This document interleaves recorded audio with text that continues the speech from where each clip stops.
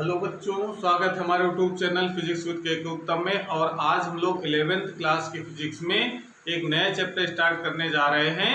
Chapter number 4 और chapter का नाम है समतल में गति। इंग्लिश में कहते हैं इसको मोशन इन प्लेन। इस चैप्टर में हम लोग वेक्टर के बारे में पढ़ेंगे, प्रोजेक्टाइल मोशन यानी प्रक्षेप गति के बारे में पढ़ा जाएगा और वृत्तीय गति के बारे में पढ़ेंगे। ठीक है, तो स्टार्ट करते हैं। सबसे पहले हम लोग बात करेंगे आज वेक्टर के बारे में, यानी सदिश राशियां क्या होती हैं और उसका निरूपण हम लोग कैसे करते हैं और उससे संबंधित कुछ परिभाषाएं हैं वो भी आज हम लोग जानेंगे। ठीक है, तो आज केवल इस चैप्टर का इंट्रोडक्शन होगा, वेक्टरों के बारे में हम लोग जानेंगे। उसके आगे आने वाले वीडियो हम लोग उनका जोड़ना, उनका घटाना, उनका गुणा, ये सब कुछ पढ़ेंगे। तो शुरू किया जाए। जैसा कि हम लोग जानते हैं, हम लोग दूसरे वाले चैप्टर पढ़ चुके हैं जहाँ मापन और मात्रक जो चैप्टर था वो चैप्टर भौतिक राशियों के बारे में हम लोगों ने पढ़ा है।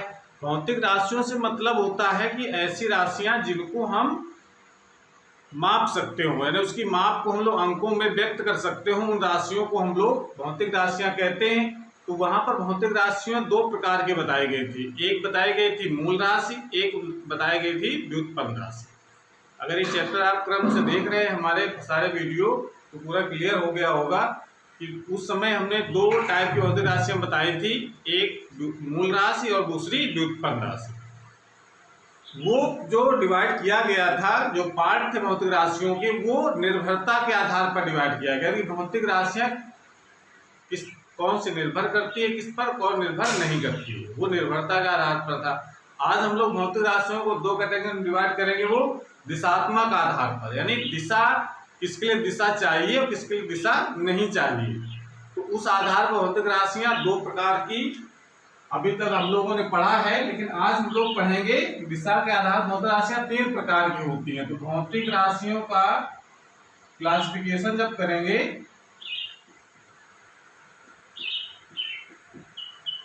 ज्यादातर हम लोग 2 प्रकार की राशियां पढ़ते हैं, लेकिन आज हम लोग 3 प्रकार की राशियों के बारे में पढ़ेंगे। तो पहली राशि होती है अदिश राशि।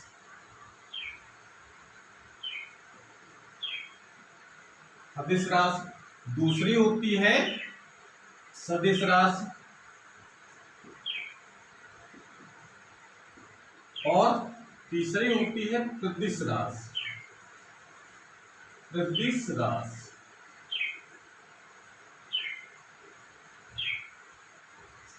तीन प्रकार की भौतिक राशि। बस ये चीज बस ध्यान रखना है कि हमारे जो सिलेबस में है वो सदिश और अदिश राशियां ही। प्रदिश राशि इसको हम लोग टेंसर राशि भी कहते हैं। टेंसर, इसको टेंसर कहा जाता है, टेंसर क्वांटिटीज है। और इसको हम लोग कहते हैं इंग्लिश में वेक्टर। इसको कहा जाता है स्केलर। ठीक है,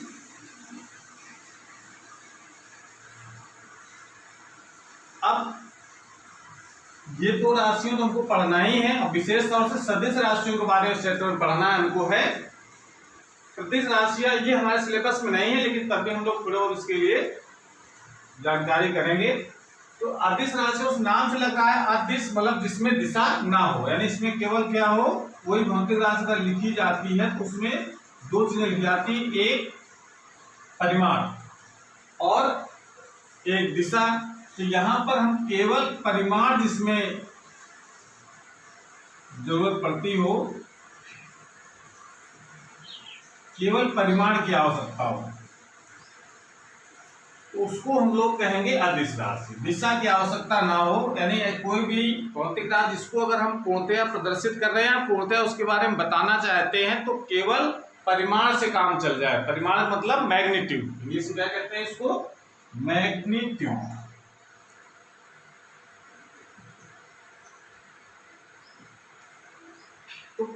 केवल परिमाण की आवश्यकता हो उसको हम लोग कहेंगे अदिश राशि। दिशा की आवश्यकता ना हो। जैसे बाजार गए हम और वहां पर हमने कहा आलू खरीदना है, कहा 2 किलो आलू दे दीजिए, तो 2 किलो मतलब ये हमने पूरा रिप्रेजेंटेशन, पूरी बात बता दी। ठीक है ना, पूरे बात हमने बता दी और वो समझ गया दुकानदार कि हमको 2 किलो आलू देना है। हमको ये नहीं बताना पड़ा कि ऊपर तरफ देना है, नीचे तरफ देना है, दाएं देना है कि बाएं देना है, यानी उसमें दिशा का कोई मतलब नहीं है। तो ऐसी राशियों को हम लोग अदिश राशियां कहते हैं। यानी सिंपल परिभाषा लिख सकते हैं और नहीं तो हम लिखवा देंगे अभी थोड़ी देर बाद। तो परिभाषा में कह सकते हैं वे भौतिक राशियां जिनको पूर्णतया प्रदर्शित करने के लिए, व्यक्त करने के लिए केवल परिमाण की आवश्यकता होती है, दिशा की आवश्यकता नहीं होती है, उन्हें अदिश राशियां कहते हैं। अदिश राशियां, इसमें एग्जाम्पल के तौर पर हम लोग क्या लिख सकते हैं, जैसे लंबाई, लंबाई मीन्स मतलब दूरी,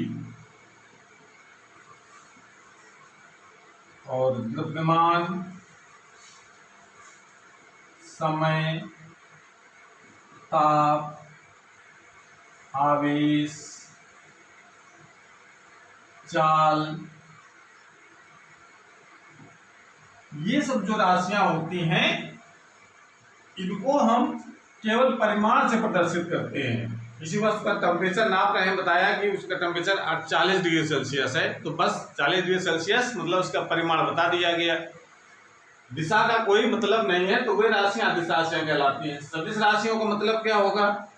और एक चीज और, अदिश राशियों को जोड़ने घटाने के लिए हमको कोई नए नियम नहीं पढ़ने हैं, जो अभी तक हम लोग पढ़ते चले आ रहे हैं। साधारण जो गणित के जो नियम होते हैं जोड़ने घटाने के, वो ही नियम इस पर लागू होते हैं। 2 किलो आम 4 किलो आम जोड़ दिया तो 4 और 2 6 हो गया, ठीक है ना, 6 किलो आम हो गए। इसमें दिशा कोई मतलब नहीं, सीधे सीधे जोड़ देना है।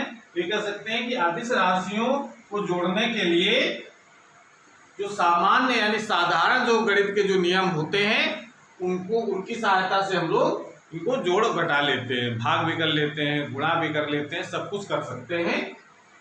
सदिश राशियों का मतलब क्या है? इसमें परिमाण तो होना चाहिए,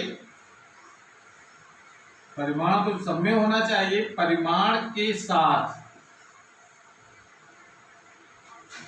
दिशा भी होनी चाहिए, परिमाण के साथ दिशा दोनों, जैसे परिमाण और दिशा दोनों होने चाहिए, तो उसको हम कहेंगे सदिश।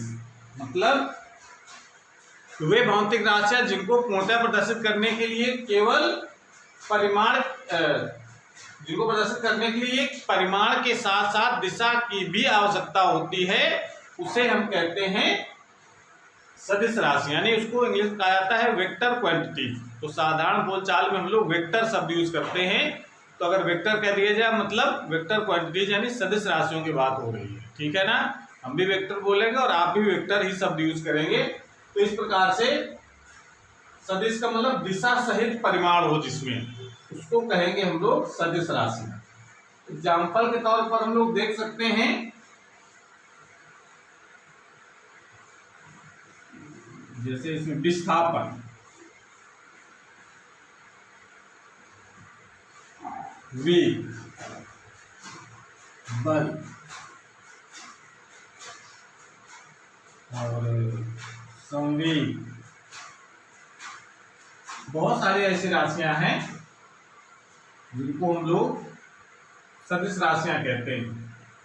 ये हम एग्जाम्पल सारे लिखवा देंगे इसमें मैक्सिमम।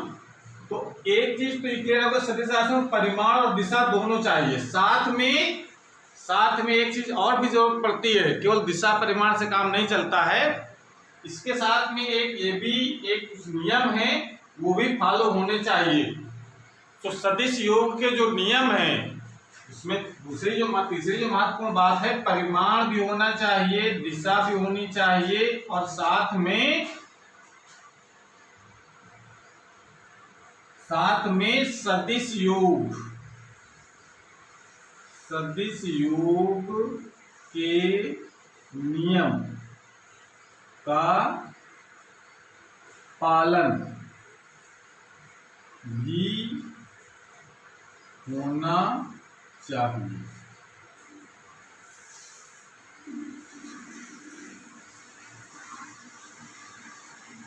तीन इसमें विशेषताएं होनी चाहिए। इसमें सदिश योग के नियम, साधारण जो बीजगणित के जो नियम है वो वाले इसमें यूज होने। इसमें सदिश योग के नियम, ये भी नियम ही हम लोग पढ़ेंगे। सदिश योग के नियम कौन से हैं, कैसे हम लोग जोड़ते हैं, कैसे घटाते हैं।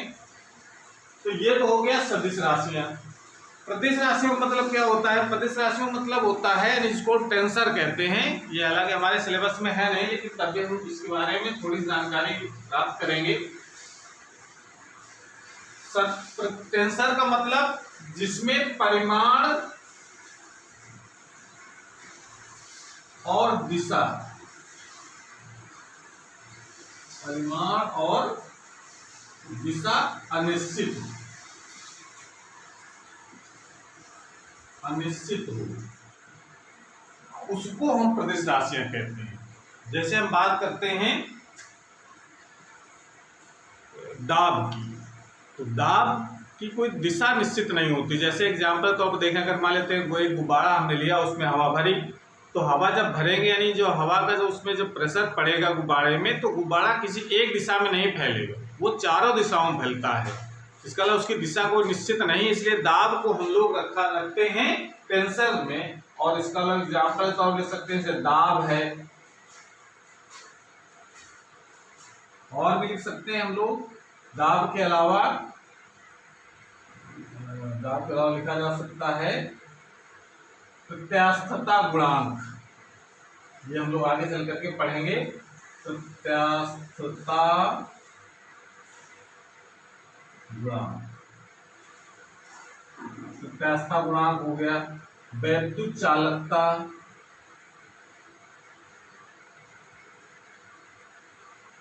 ये कुछ ऐसी राशियां होती हैं, ये हम लोग आगे पढ़ेंगे चैप्टरों में। तो ये राशियों को हम लोग टेंसर राशियां कहते हैं, यानी प्रदिश राशियां कहा जाता है। इसमें दिशा और परिमाण दोनों अनिश्चित होते हैं, यानी कह सकते हैं कि इसमें दिशा और परिमाण से भी इस भौतिक राशियों को हम पूर्णतया निरूपित नहीं कर सकते हैं। उन राशियों को हम लोग प्रदिश राशियां कहते हैं। तो इस प्रकार से ये भौतिक राशियां 3 प्रकार की हो गई। अदिश राशि, जिसमें दिशा ना हो, केवल परिमाण हो, और इनको हम साधारण बीजगणित के नियमों से जोड़, घटा, गुणा, भाग ये सब कर सकते हैं। सदिश राशियां कौन सी हो गई? वे भौतिक राशियां जिनको पूर्णतः निरूपित करने के लिए परिमाण के साथ साथ दिशा की भी आवश्यकता होती है, उनको हम लोग कहते हैं सदिश राशियां। और इसको जोड़ने के लिए कुछ नियम है, जिनको हम लोग सदिश योग के नियम कहते हैं। तो वो नियम क्या है, ये हम लोग आगे पढ़ेंगे। तो 3 बातें इसमें आना चाहिए। जैसे हम लोग जानते हैं विद्युत धारा, जरूरी नहीं कि जिसमें दिशा हो वो सदिश राशि हो जाएगा, ठीक है ना। इसलिए हम ये नियम पर जोर दे रहे हैं, सदिश योग के नियमों का पालन भी होना चाहिए। एग्जाम्पल हम लोग जानते हैं कि जैसा कि हम लोग विद्युत धारा के बारे में पढ़ा है, विद्युत धारा एक अदिश राशि है। अदिश राशि रखा गया, क्यों? उसमें जबकि दिशा होती है, परिमाण भी होता है। 4 एम्पियर की धारा इलेक्ट्रॉनों की विपरीत दिशा में प्रवाहित होती है, तो दिशा तो निर्धारित है उसमें, इलेक्ट्रॉनों की दिशा में धारा का प्रवाह होता है, लेकिन वो सदिश राशि नहीं है, क्योंकि वो सदिश नियमों का पालन नहीं करती है। इसलिए वो हम आगे आज बताएंगे किस आधार पर ये पालन नहीं करती है। उसके बाद प्रदिश राशियां, मतलब जिसमें परिमाण और दिशा से भी उस भौतिक राशि को निरूपित न किया जा सके सही से, यानी कह सकते हैं परिमाण और दिशा दोनों अनिश्चित हों, ऐसी राशियों को हम लोग प्रदिश राशियां कहते हैं, या उसको इंग्लिश में टेंसर क्वांटिटीज कहा जाता है। और उसके कुछ एग्जाम्पल्स हैं, दाब, प्रत्यास्था गुणांक, वैद्युत चालकता और बल आघूर्ण भी कह सकते हैं। लेकिन ध्यान ये रखना है कि जैसे दाब है, अगर एग्जाम में अगर आता है टेंसर का ऑप्शन है प्रदिश राशि का, दाब लिखा है, दाब कौन सी भौतिक राशि है, अदिश है, सदिश है, टेंसर है। अगर टेंसर का ऑप्शन है तो टेंसर ही टिक करेंगे, अगर टेंसर नहीं है तो अदिश राशि इसको मानते हैं, ठीक है ना। ये ध्यान रखना है। अगर टेंसर क्योंकि सिलेबस में है, इसलिए इसके बारे में क्वेश्चन आने के चांस ना के बराबर है, फिर भी हमको पता होने चाहिए टेंसर राशियां कौन सी होती हैं जिसमें दिशा और परिमाण दोनों अनिश्चित होते हैं। इस प्रकार से ये भौतिक राशियों क्लासिफिकेशन हम लोग कर सकते हैं दिशा के आधार पर। तो हमको विशेष तौर से इस राशि के बारे में पढ़ना है, वेक्टरों के बारे में पढ़ना है, तो पहले हम इसकी परिभाषा लिखवा देते हैं दोनों की, अदिश और सदिश राशि की। उसके बाद फिर हम लोग सदिश राशियों का निरूपण पढ़ेंगे क्या होता है।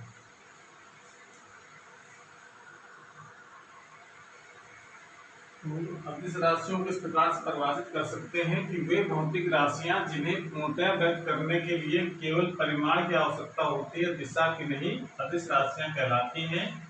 एग्जाम्पल लिख सकते हैं दूरी, दाब, समय, चाल, घनत्व, ऊर्जा, ये सब डबल बार हो गया है, आवेश आदि।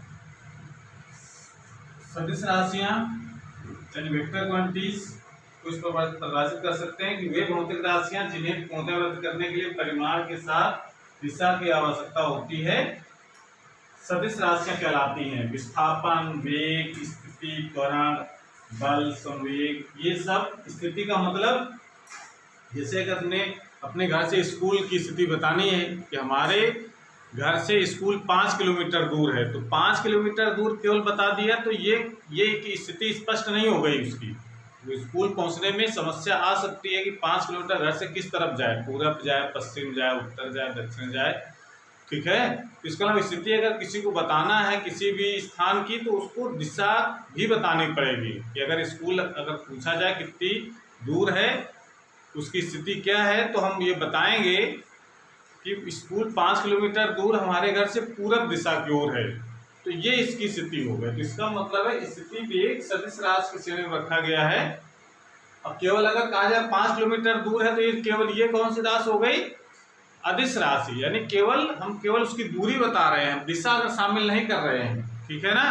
तो इस प्रकार से जिसमें दिशा भी साथ में जुड़ी हो तब हम उसको कहेंगे सदिश राशि। और हम बता चुके हैं कि केवल दिशा से ही काम नहीं चलता है, कुछ ऐसी राशियां होती हैं जिनमें दिशा होने के बावजूद भी अदिश राशियों की श्रेणी में रखा गया है। एग्जाम्पल बताया हमने विद्युत धारा, जैसे एग्जाम्पल देख सकते हैं, जैसे मान लेते हैं कि विद्युत धारा 5 एम्पियर इधर से आया 3 एम्पियर, तो इसका इधर जो आएगी धारा वो सीधे सीधे 5 प्लस 3 एम्पियर हो जाती है, यानी 8 एम्पियर हो जाएगी, सीधे से जुड़ जाता है। यानी इसके बीच के कोण पर डिपेंड नहीं करता। अगर ये मान लो 30 अंश का कोण है, अगर इसको कोण को अगर बढ़ा दिया जाए, तो इसको हम ये कहते हैं कि इधर हम करेंगे 5 एम्पियर, इधर करेंगे हम 3 एम्पियर और बीच का कोण कर दिया जाए 90 डिग्री, तब भी इधर जो धारा जाएगी वो भी 8 एम्पियर ही रहेगी।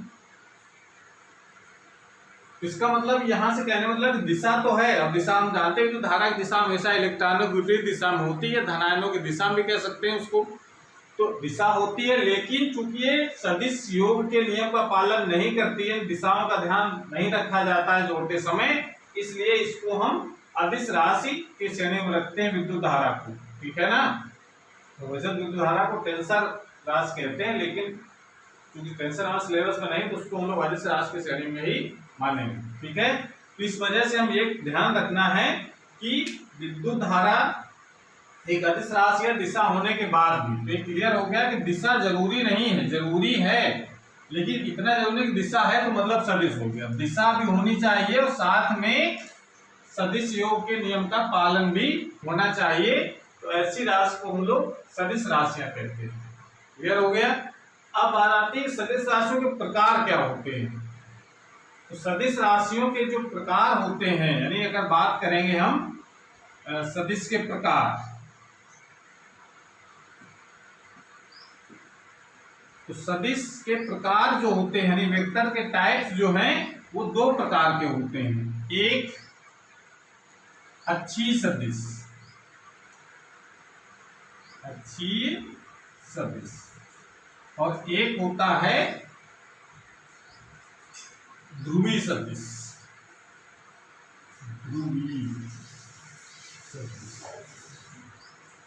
यानी इसको इंग्लिश में कहते हैं अच्छी को एक्सियल, एक्सियल वेक्टर, और इसको कहा जाता है पोलर वेक्टर,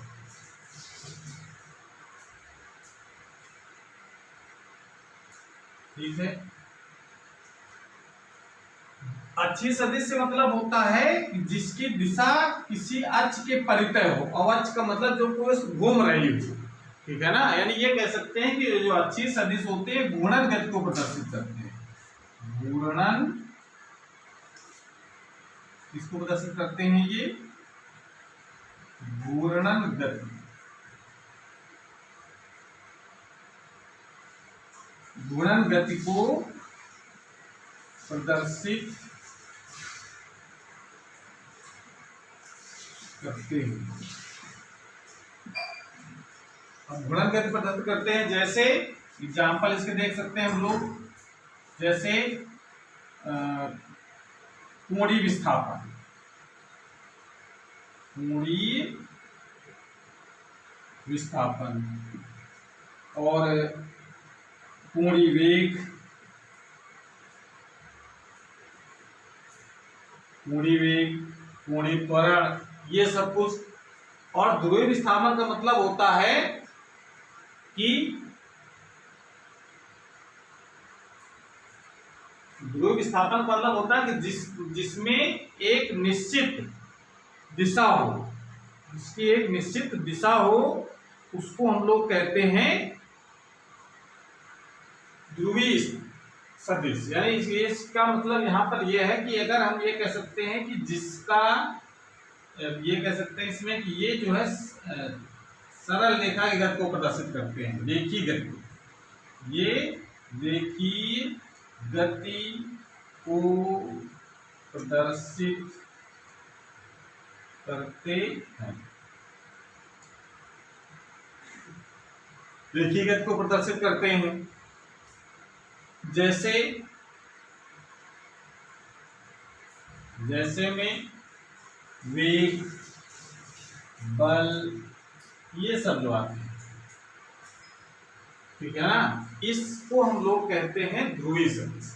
एक अच्छी सदिश, इसमें तो कह सकते हैं इसकी दिशा तो निश्चित होगी, निश्चित इसमें भी रहती है, लेकिन एक एक्सेस की मतलब किसी अक्ष के परिधि को घूम रही है। जैसे अगर हम बात करते हैं, कोई कण है यहाँ पर घूम रहा है, इसका कोणीय विस्थापन जो देखा जाता है, अगर यहाँ से यहाँ आ गया थोड़ी देर बाद, जब हम लोग डिटेल में आगे वाले चैप्टर में पढ़ेंगे, यहाँ से यहाँ आ गया P1 से P2, तो इसका जो कोणीय विस्थापन ये हम लोग लिखते हैं डेल्टा थीटा से। अब कहा जाए डेल्टा थीटा एक सदिश राशि है, इसकी डायरेक्शन क्या होगी? डायरेक्शन हमेशा उसके अक्ष के अनुदिश मानते हैं, और निकालने का तरीका होता है कि अच्छी सदिशों की जो दिशा है वो दाहिने हाथ के अंगूठे के नियम से ज्ञात की जाती है। दाहिने हाथ अंगूठे का नियम कैसा है? जैसे अगर हम ये कहें कि कण इस तरफ घूम रहा है एंटी क्लॉकवाइज, तो इसका दाहिने हाथ को फैलाना है और उसको इस प्रकार से उंगलियां करनी है, जिस दिशा में ये कण घूम रहा है उस दिशा में उंगलियों को मोड़ना है, जिस दिशा में अंगूठा होगा उस दिशा में इसकी डायरेक्शन होगी। इस अक्ष की, अक्ष की डायरेक्शन में ही इसकी दिशा होगी, और वो ऊपर तरफ हो सकती है, नीचे तरफ। ये कण अगर नीचे तरफ घूमने लगे ऐसे, तो अंगूठा नीचे तरफ हो जाएगा, यानी तल के लंबवत अंदर तरफ इसकी डायरेक्शन होगी, लेकिन होगी अक्ष के अनुदिश। क्लियर हो रहा है? इसे प्रकार से कोणीय वेग है, कोणीय वेग जिस दिशा में घूम रहा है कण उस दिशा में उंगलियों को मोड़ना है, जिस दिशा में अंगूठा होगा उस दिशा में ही इसकी डायरेक्शन होगी अच्छी सदिश की। तो अच्छी सदिश वे भौतिक राशियां होती हैं जो घूर्णन गति को प्रदर्शित करती है, कह सकते हैं। जैसे इसमें एग्जांपल हमने कोणीय विस्थापन, कोणीय त्वरण, कोणीय वेग, ये सब लिख सकते हैं। और ध्रुवीय सदिश में, ध्रुवीय सदिश का मतलब हो गया कि इसमें इसका मतलब होता है कि वे सदिश जिनका प्रारंभ बिंदु नियत होता है, ऐसे सदिश को हम कहते हैं ध्रुवीय सदिश। और उसको हम लोग रेखीय, ये जो सदिश होते हैं वो रेखीय गति को प्रदर्शित करते हैं, वेग, बल, त्वरण, और लिख सकते हैं इसमें इस प्रकार से। इस प्रकार सदिश दो प्रकार के हो जाते हैं हमारे, एक्सियल वेक्टर और पोलर वेक्टर। क्लियर हो गया? तो इस प्रकार से ये सदिश के प्रकार हो गए। अब हम लोग पढ़ेंगे सदिश राशियों का निरूपण। नोट कर लीजिए इसको। पहले सदिश राशि निरूपण पढ़ लेते हैं, उसके बाद फिर हम लोग बात करेंगे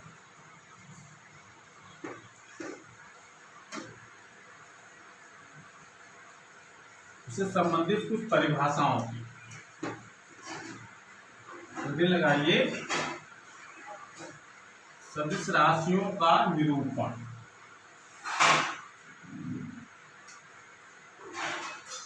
सदिश राशियों का निरूपण।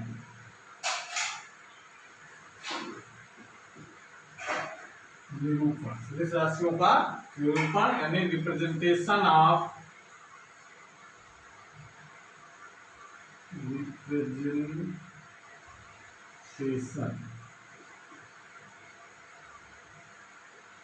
स्पेलिंग जरा सही कर लो भाई।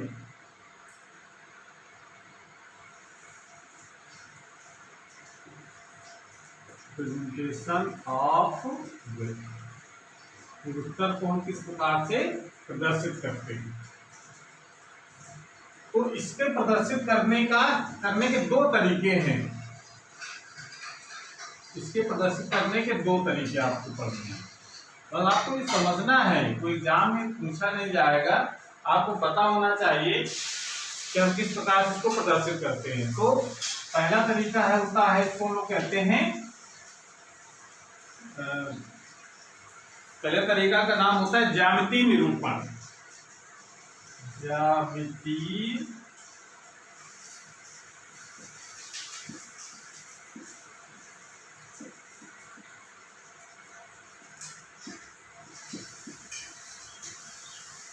निरूपण, ज्योमेट्रिकल रिप्रेजेंटेशन, ठीक है। और दूसरा होता है संकेतीय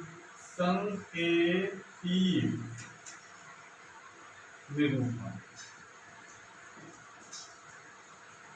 संकेतीय निरूपण, ठीक है।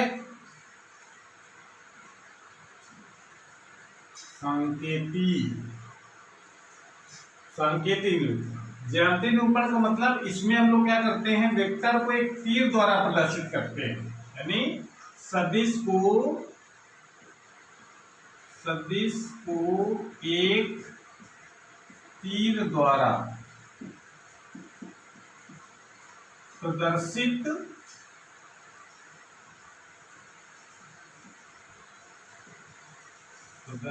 करते हैं।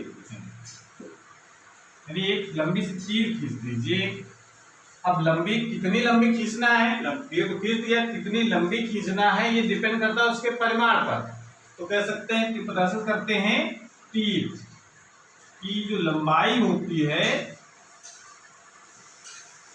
तीर की लंबाई सदिश के परिमाण को तथा तीर की नोक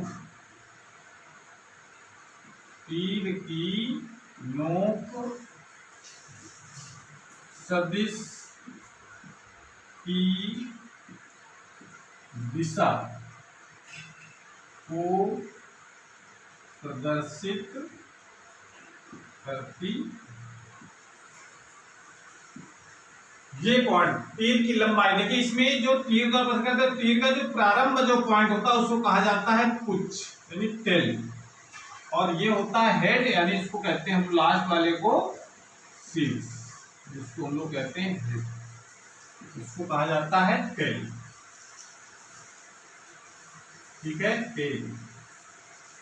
अब ये जो लंबाई होगी इसकी, ये जितना लंबा होगा तीर उतना उसका परिमाण होगा, हमारा है। तो तीर द्वारा प्रदर्शित करने का मतलब ये कि जो प्रारंभ पॉइंट होता है उसको पुच्छ कहते हैं और अंतिम पॉइंट होता है उसको हेड कहा जाता है, यानी शीर्ष कहते हैं।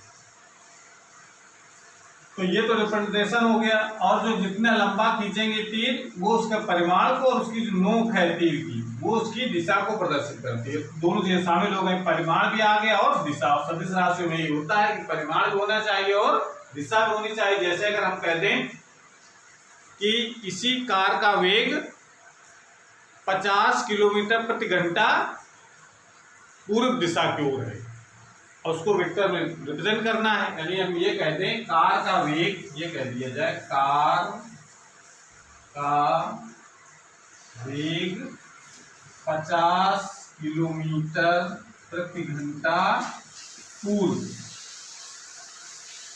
दिशा में है। अब इसको जरा प्रदर्शित करो तीर द्वारा, तो आप कैसे प्रदर्शित किया जाएगा। तो ये डायरेक्शन लोगों को पता है कि डायरेक्शन जब भी कहीं दिखाना होता है वहां पे पर अपने तो एक ये चिन्ह बना लीजिए ऐसे प्लस का। इस तरफ होता है पूरब, इस तरफ होता है पश्चिम और इस तरफ होता है उत्तर और इस तरफ उत्तर करते हैं ना। ऊपर तरफ उत्तर, ऊपर तरफ उत्तर का मतलब बोर्ड में ऊपर तरफ है, यानी कि प्लेन में है ऊपर का तो उत्तर, ऐसा नहीं। उसकी दिशा निश्चित है, जहाँ बैठे हैं उसके साथ आप दिशा देख सकते हैं, किस तरफ पूरब किस तरफ पश्चिम होगा। तो जब भी काव्य ड्रा करेंगे तो दाहिने हाथ तरफ पूरब बनाना है, बाएं हाथ तरफ पश्चिम और उसको ऊपर तरफ बनाना है उत्तर, नीचे तरफ दक्षिण। अगर कार का वेग 50 किलोमीटर प्रति घंटा है तो 50 किलोमीटर प्रति घंटा को वेक्टर फॉर्म में लिखना है तो उसको कैसे लिखा जाएगा। तो उसके लिए हम लोग 50 किलोमीटर प्रति घंटा को तो हम लोग काव्य खींच नहीं सकते, भाई सेंटीमीटर खींच सकते हैं, मीटर खींच सकते हैं, लेकिन अगर 50 मीटर खींचते हैं तो 50 मीटर नहीं खींच पाएंगे हम लोग। उसके लिए हमको एक पैमाना मानना पड़ेगा। ग्राफ में जैसा हम लोग मानते हैं तो पैमाना पहले इसका मानना पड़ेगा। पैमाना क्या मानेंगे हम लोग कि 10 किलोमीटर प्रति घंटा बराबर 1 सेंटीमीटर, ये मानना पड़ेगा पैमाना। तो 50 किलोमीटर प्रति घंटा बराबर कितना हो जाएगा 5 सेंटीमीटर। इसका मतलब है कि 5 सेंटीमीटर लंबी एक लाइन खींच देंगे पूरी, 1 सेंटीमीटर, 2 सेंटीमीटर, 3 सेंटीमीटर, 4 सेंटीमीटर और 5 सेंटीमीटर, ये किस दिशा में, पूर्व दिशा में, इस डायरेक्शन में। यानी ये जो डायरेक्शन होगी पूरब की, ये उत्तर की, ये पश्चिम की और ये दक्षिण, पूरब दिशा को खींच देंगे तो ये हमारा रिप्रेजेंटेशन हो जाएगा 50 किलोमीटर प्रति घंटा पूर्व की, ठीक है ना। इस प्रकार से ये हम रिप्रेजेंटेशन कर सकते हैं। तो ऐसे हम एक तीर द्वारा प्रदर्शित कर सकते हैं। ये हो गया इसका ज्यामितीय निरूपण। लेकिन अगर आप कहीं वेक्टर को प्रदर्शित करना हो, तीर हम कितनी लंबी लंबी खींचेंगे तो समस्या आ जाती है। तो उसके लिए दूसरा तरीका अप्लाई किया जाता है सांकेतिक निरूपण। सांकेतिक निरूपण मतलब जैसे अगर हम कहें कि कार का वेग रिप्रेजेंट करना है तो वेग को हम लोग इंग्लिश में कहते हैं वेलोसिटी। तो वेलोसिटी v के ऊपर हम तीर बनाते हैं, ठीक है ना। तो सांकेतिक निरूपण का मतलब बल एक सदिश राशि है, बल के ऊपर तीर लगा दें ऐसे। तो इसका मतलब ये किसी सिंबल या किसी भी अक्षर के ऊपर तीर लगा करके इसको प्रदर्शित करने का तरीका और भी होता है। तो इसको हम लोग क्या लिख सकते हैं, इसको लिखा जा सकता है कि इसमें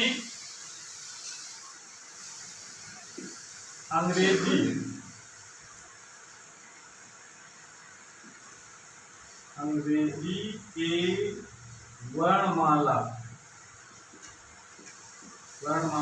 के अक्षरों के ऊपर तीर लगाकर प्रदर्शित करते हैं।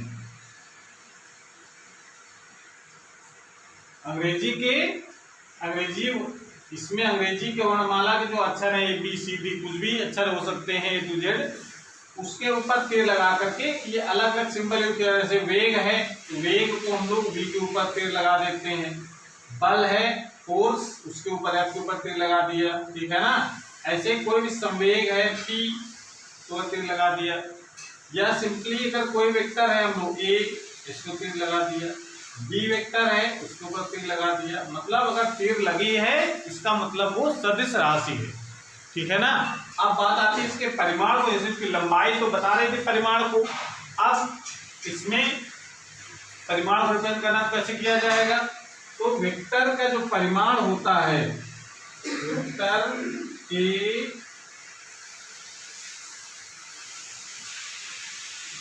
परिमाण को कैसे प्रदर्शित करते हैं। या तो वेक्टर लगा हुआ कोई तीर लगा हुआ कोई अगर वेक्टर है, ऐसे लिख दिया हमने, तो उसके ऊपर दो समांतर लाइनों के अंदर बन सकते हैं, यानी उसको मॉड ए पढ़ते हैं, मॉड ए वेक्टर।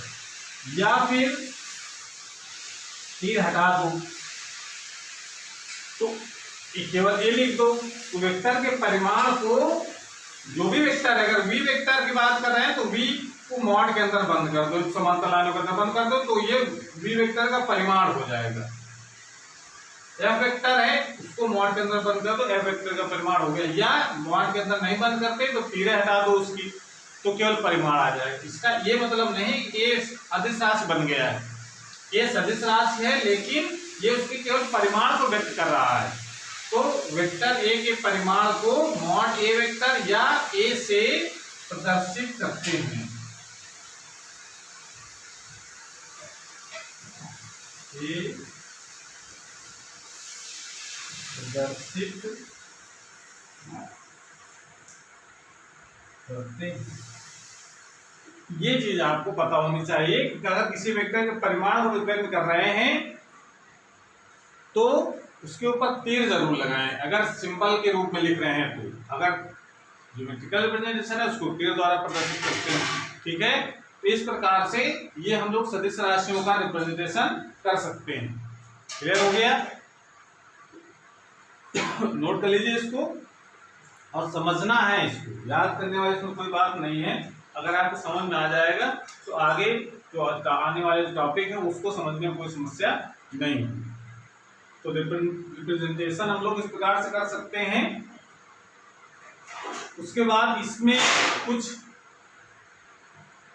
परिभाषाएं हैं जिनकी जरूरत पड़ती है, तो कुछ परिभाषाएं हम लोग समझ लेते हैं कि समान वेक्टर क्या होता है, विपरीत वेक्टर क्या होता है, यूनिट वेक्टर क्या होता है, एकांक सदिश जिसको हम लोग कहते हैं, शून्य वेक्टर क्या होता है। तो ये हम लोग कुछ छोटी छोटी जानकारियां हैं जिनको प्राप्त कर लें, जिससे आगे आने वाले जो टॉपिक हैं उनको आसानी से समझ सकें।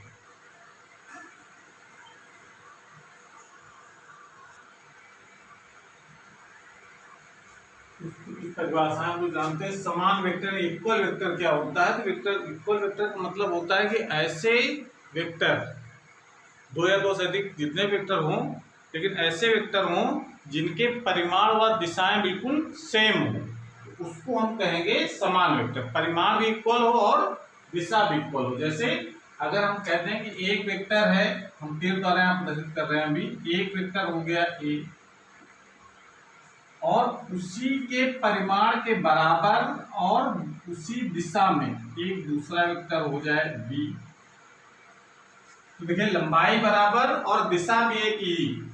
इस इन वेक्टरों को हम लोग कहेंगे इक्वल वेक्टर, यानी इसको हम लोग ए वेक्टर और बी वेक्टरों को इक्वल दिखा सकते हैं। तो डायरेक्शन जिधर भी हो, जरूरी नहीं कि इसी दिशा में हम कहेंगे इक्वल। एक वेक्टर इधर हो ए वेक्टर, या दूसरा जो बी वेक्टर है वो भी इसी दिशा में, इसको हम लोग इक्वल वेक्टर कहेंगे। ठीक है ना? तो इस प्रकार से दो परिमाण और दिशा, दो से अधिक भी हो सकते हैं, तो तीसरा वेक्टर भी हो जाए बीच में या ऊपर इसे कहीं पर भी सी वेक्टर हो जाए। तो ये ए वेक्टर बराबर बी वेक्टर बराबर सी वेक्टर, यानी दिशा और परिमाण अगर इक्वल हैं तो उसको हम लोग इक्वल वेक्टर कहेंगे। परिमाण और दिशा दोनों, अगर दोनों में से किसी में अंतर है, या तो परिमाण में अंतर है या तो दिशा में अंतर है, तो उसको हम लोग असमान वेक्टर कहेंगे। उसको समान वेक्टर नहीं कहते हैं। परिमाण और दिशा दोनों अगर अलग अलग हैं तो हम दोनों अलग अलग हैं या दोनों में से कोई एक अलग है तो उसको हम लोग असमान वेक्टर कहेंगे। दिशा और परिमाण दोनों जब अलग अलग होते हैं। ठीक है, तो इस तरीके से दिखा सकते हैं। अब विपरीत वेक्टर की बात करेंगे। अपोजिट वेक्टर कौन से वेक्टर होते हैं? तो ऐसे वेक्टर जिनके परिमाण तो समान हो किंतु दिशाएं विपरीत हो। जैसे अगर हम ये कहें कि एक वेक्टर हमारे पास है, ए वेक्टर ये है, और दूसरा जो वेक्टर है परिमाण में तो सेम है, लंबाई तीर की तो सेम है, लेकिन डायरेक्शन बिल्कुल पहले से उल्टा, ए वेक्टर बी। तो ऐसे वेक्टरों को हम कहते हैं विपरीत वेक्टर। विपरीत वेक्टर को कभी भी इक्वल नहीं कर सकते हैं। ऐसे परिमाण में बराबर है लेकिन दिशा में उल्टा होने का इनको इक्वल नहीं कर सकते हैं। अगर इक्वल करेंगे तो इसमें हमको माइनस चिन्ह लगाना पड़ेगा। ऐसे डायरेक्ट हम a इक्वल बी नहीं लिख सकते हैं, a इक्वल माइनस बी लिख सकते हैं। उसको माइनस लगाने का मतलब उसकी दिशा पहले के विपरीत। इस प्रकार से ऐसे वेक्टरों को हम लोग विपरीत वेक्टर कह सकते हैं। इसमें दो वेक्टरों का पेयर किया जाता है कि एक वेक्टर किस दिशा में है, दूसरा वेक्टर किस दिशा में है। अगर एक इस दिशा में हो जाए, देखिए एक की दिशा ऐसी हो जाए ए वेक्टर, और दूसरा भी परिमाण में भले सेम हो, परिमाण में भले सेम हो लेकिन उसकी डायरेक्शन ऐसी हो जाए, इनको हम बताओ कौन सा वेक्टर कहेंगे। परिमाण दोनों के सेम है पर दिशाएं विपरीत है, तो ऐसे वेक्टरों को कहा जाता है, हम लोग कहते हैं असमान वेक्टर, या ये कौन सा वेक्टर कहलाएंगे, असमान, असमान वेक्टर कहलाते हैं। हो रहा है। या दूसरी बात, अगर हम ये कह दें कि नहीं एक वेक्टर हमारे पास ये है, ए वेक्टर, दिशा दोनों की सेम, और एक दूसरा छोटा वेक्टर हो गया उससे परिमाण में छोटा, बी वेक्टर, ये क्या कहलाएंगे, समान वेक्टर कहलाएंगे। समान वेक्टर तभी कहलाते जब परिमाण और दिशा दोनों इक्वल हो, तो ये भी असमान वेक्टर कहलाएंगे। असमान वेक्टर का मतलब या तो दिशा अलग हो या परिमाण अलग हो या दोनों अलग हो, तो वो असमान वेक्टर कहलाते हैं। और अगर दिशा विपरीत है, परिमाण अगर सेम है, तो उसको हम लोग कहेंगे विपरीत वेक्टर। क्लियर हो गया।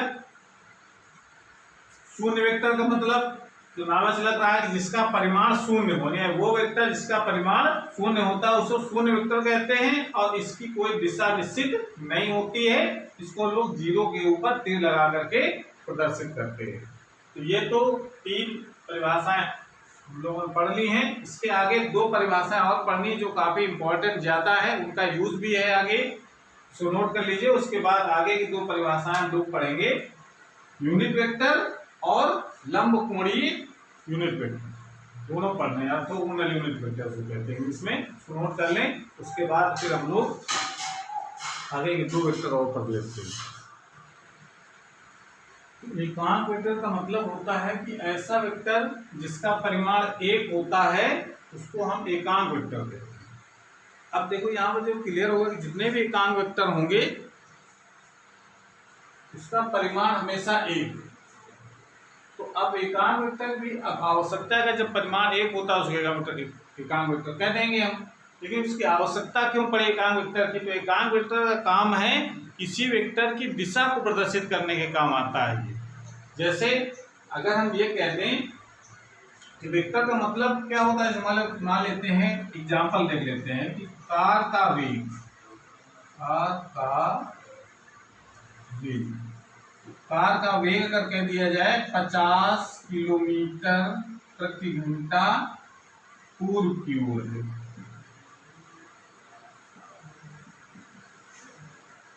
कार का वेग 50 किलोमीटर पूर्व की ओर है, तो इसका मतलब वेग ये कौन सी राशि है, सदिश राशि, हमको पता है, ठीक है ना।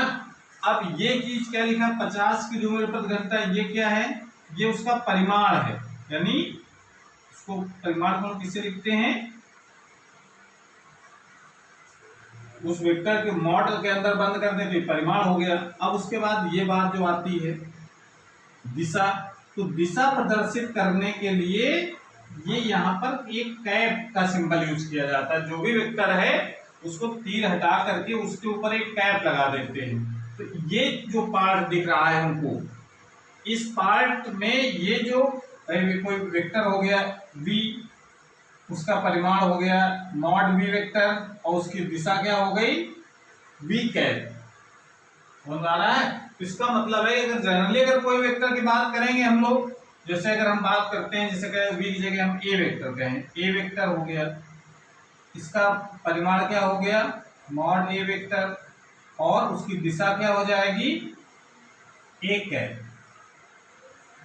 दिशा क्या प्रदर्शित कर रहा है कि जो एकांक वेक्टर इसकी दिशा को बताता है, पूर्व दिशा की ओर है, पश्चिम दिशा की ओर है, ये कैप लगा देते हैं। परिमाण तो एक है लेकिन दिशा ये बताने के लिए यूज किया जाता है, ठीक है ना।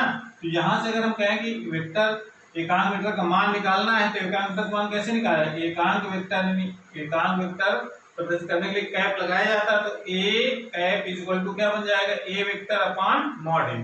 तभी यहाँ पर फार्मूला हमने लिखा है, यदि ए एक वेक्टर है जिसका परिमाण अगर मॉड ए वेक्टर है तो उसका ए वेक्टर का एकांक वेक्टर कितना हो जाएगा, यानी इसको एकांक सदिश भी कहते हैं।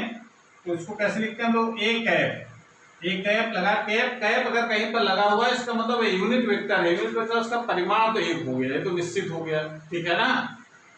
और उसकी डायरेक्शन, अब डायरेक्शन तो बताता तो है ये, लेकिन अब चूंकि डायरेक्शन तो एक तो दिशाएं तो होती नहीं है, बहुत सारी दिशाएं, इधर भी दिशा, इधर भी दिशा, ऊपर भी दिशा, इधर भी दिशा, इधर दिशा। तो इसके लिए पर्टिकुलर उसके लिए सिंबल हम लोग को निश्चित कर लेते हैं कि ऐसा नहीं कि ए वेक्टर को मतलब होगा इसमें दिशा शामिल किस दिशा में है, वो दिशा बताई जाएगी। जैसे कार का वेग 50 घंटा पूरब की ओर है, तो पूरब की ओर ये इसकी दिशा बताई जा रही है, तो उसको हम उस दिशा को हम लोग बी कैप लिख सकते हैं, ठीक है। ऐसे ही अगर मान लेते हैं कहीं, चूंकि हम लोग ग्राफ जब भी खींचते हैं तो एक लंबकोणीय अक्षों पर खींचा जाता है हमेशा ग्राफ, एक्स अक्ष, वाई अक्ष, जेड अक्ष। तो चूंकि एक्स अक्ष और वाई अक्ष और जेड अक्ष की दिशा में एक दिशाएं निश्चित हैं, उस दिशा में यूनिट वेक्टर को मान लिया गया है, उन वेक्टरों को यूनिट वेक्टरों कहा जाता है लंबकोणीय एकांक वेक्टर। तो अभी हम लोग पढ़ेंगे, पहले इस बात को समझ लें। तो उसका यूनिट वेक्टर का निकालना है, तो उस वेक्टर में उसके मॉड से अगर भाग दे देते हैं तो वो निकल आता है उसका यूनिट वेक्टर। यूनिट वेक्टर का काम क्या है, उसकी आवश्यकता क्यों पड़ी, तो एकांक वेक्टर को किसी वेक्टर की दिशा को प्रदर्शित करने के लिए प्रयुक्त किया जाता है। जैसे अगर हम किसी वेक्टर के आगे कैप लगा दें तो मतलब उसमें परिमाण उसका वेग है और ये दिशा को भी बताने लगता है ए कैप। जैसे अब ए कैप तो स्पेशली ये फार्मूला के रूप में लिखा गया है, वरना जो है हम लोग जो भी यूनिट वेक्टर यूज करते हैं वो आई कैप, जे कैप और के कैप यूज किया जाता है। आई कैप, जे कैप, के कैप क्या होते हैं यह भी हम लोग पढ़ेंगे, इसको नोट कर लीजिए, उसके बाद बताते हैं।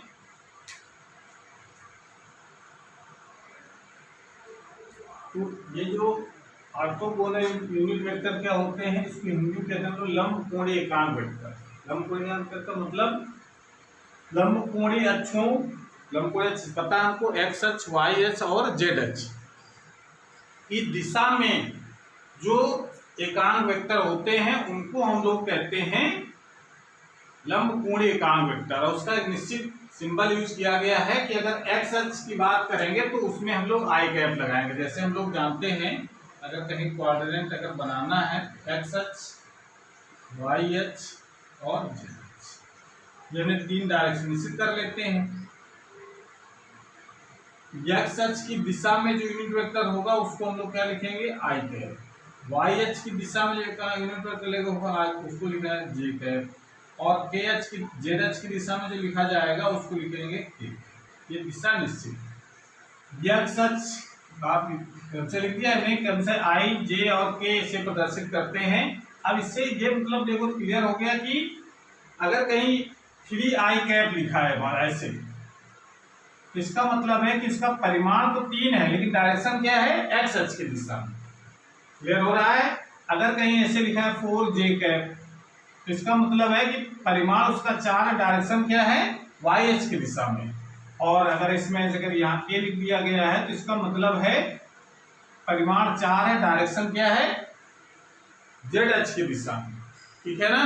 तो इसका मतलब ये निश्चित डायरेक्शन के लिए यूज किए जाते हैं, एक्स अक्ष, वाई अक्ष और जेड अक्ष की डायरेक्शन के लिए हमेशा आई, जे, के कैप लगाएंगे, जो कि यूनिट वेक्टर है और दिशा बता रहे हैं, ठीक है ना, इसलिए यहाँ पर कैप लगाया गया है।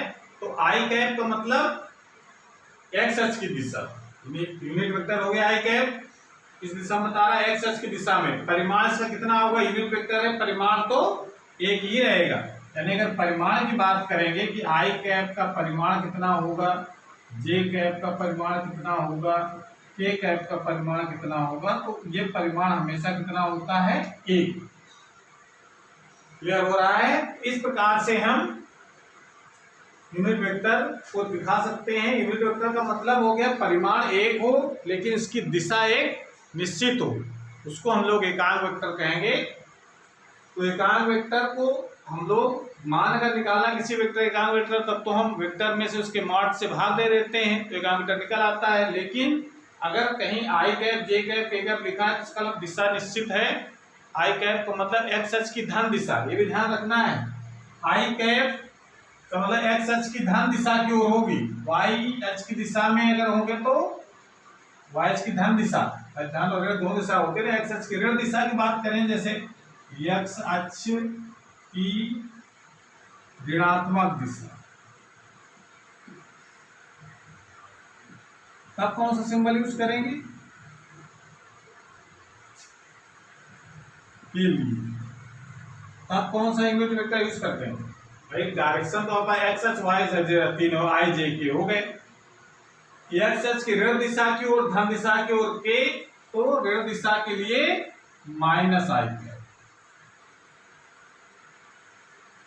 के लिए माइनस आई कैप। इसी प्रकार से वाई अक्ष की ऋण दिशा की ओर के लिए माइनस जे कैप, जेड अक्ष की माइनस दिशा के लिए माइनस के, प्लस अगर लगा है इसका मतलब आई में प्लस लगा है, इसका मतलब एक्स अक्ष की धन दिशा की ओर है, माइनस लगा है एक्स अक्ष की ऋण दिशा की ओर। ऐसे वाई अक्ष में अगर प्लस लगा है जे में तो वाई अक्ष की धन दिशा की ओर होगा, माइनस लगा है तो वाई अक्ष की ऋण दिशा की ओर होगा, लेकिन होगा वाई अक्ष के अनुदिश।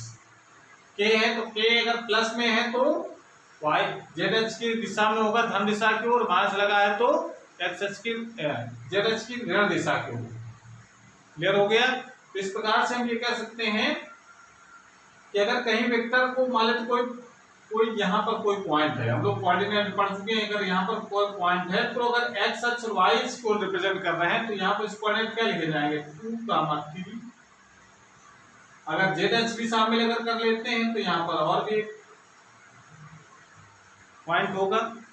क्लियर हो रहा है ये। तो अगर तो इसका मतलब अगर इसको कहीं वेक्टर फॉर्म में रिप्रेजेंट करना है, फिजिक्स में हम लोग उसको इस दूसरे तरीके से पढ़ते हैं, इस पॉइंट को अगर वेक्टर फॉर्म में रिप्रेजेंट करना है तो क्या लिखा जाएगा, उसका लिखने का तरीका है, तो मान लेते हैं कोई वेक्टर है ए, उसको रिप्रेजेंट करना है इस पॉइंट को, तो इस पॉइंट को कैसे लिखा जाएगा, पहले 2i cap plus 3j cap plus 4k cap, ये वेक्टर रिप्रेजेंटेशन होता है।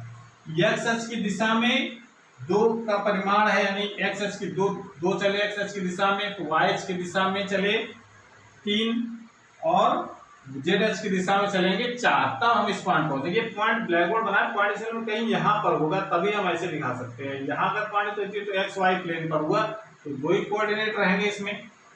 अगर इसमें पॉइंट यहाँ के लग रहा हो तो एक्स अक्ष दिशा में गए, वाई अक्ष की दिशा में गए, फिर जेड अक्ष की दिशा में गए, तब ये रिप्रेजेंटेशन होता है 2i cap plus 3j cap plus 4j cap.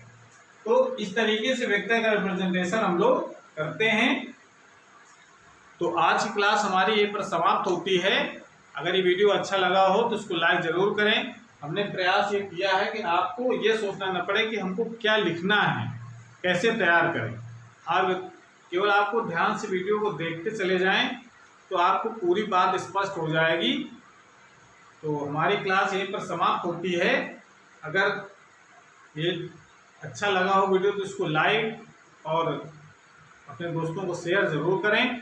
और अगर चैनल में अभी तक नए हैं, चैनल को अभी तक सब्सक्राइब नहीं किया है तो चैनल को सब्सक्राइब भी करें, जिससे जो मैं वीडियो अपलोड हूँ उसकी नोटिफिकेशन आपके पास सबसे पहले पहुँच जाए। पढ़ाई करते रहिए। Thank you.